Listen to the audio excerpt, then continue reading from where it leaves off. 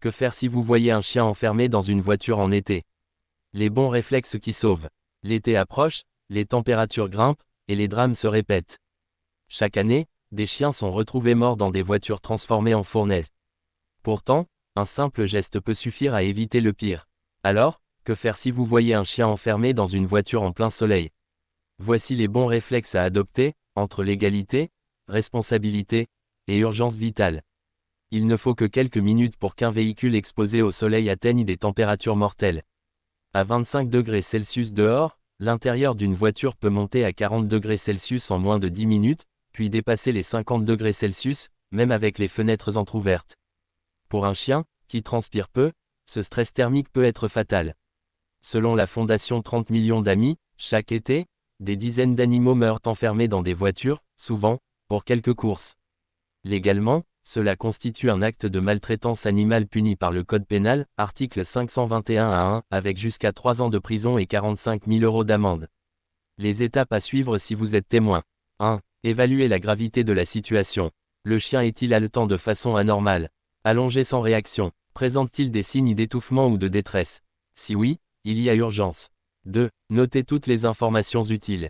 Plaque d'immatriculation, marque, modèle, localisation exacte, heure constatée. Ce sont des éléments essentiels pour les forces de l'ordre. 3. Essayez de retrouver le propriétaire. S'il s'agit d'un parking de supermarché ou d'une galerie commerciale, demandez une annonce micro. Parfois, cela suffit. 4. Appelez immédiatement les autorités. Composez le 17 police ou le 112 urgences européennes. Expliquez la situation et attendez leur feu vert pour toute action. Peut-on briser la vitre en cas d'urgence? C'est la question brûlante. En théorie, non, sauf si vous êtes un officier de police ou de secours. En pratique, oui, si la vie de l'animal est en danger immédiat, et à condition d'agir avec discernement. La jurisprudence admet que sauver une vie, humaine ou animale, peut justifier une intervention, si elle est proportionnée. Documentez bien votre geste, photos, vidéos, témoins, appel préalable aux forces de l'ordre, et laissez vos coordonnées sur le pare-brise. Ce n'est pas un passe-droit, mais une protection en cas de litige.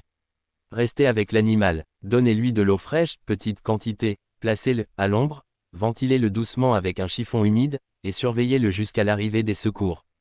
Si le propriétaire revient, restez calme. Prévenez la police si l'état du chien semble préoccupant malgré tout. Protéger un animal, ce n'est pas de l'ingérence, c'est un devoir moral, et parfois un acte qui sauve. En partageant les bons réflexes, en appelant au civisme, et en restant vigilant chacun peut faire la différence.